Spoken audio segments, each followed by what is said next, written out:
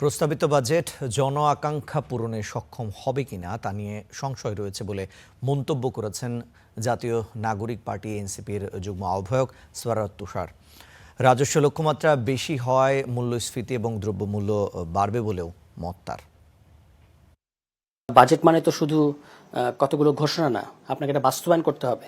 তো সেই বাস্তবায়ন করতে গেলে আপনার ফান্ডিং এর প্রশ্নটা চলে আসে যে কোথা থেকে টাকা আসবে। তো সেটা যে আমাদের এই মুহূর্তে যে রেভিনিউ কালেকশনের যে অবস্থা, তাতে করে রেভিনিউ সরকারের যে টার্গেট সেটা পূরণ হবে না। সরকারের এবার কিন্তু একটা প্রতিশ্রুতি হচ্ছে যে তারা ওয়েলফেয়ার স্টেট করতে চায়।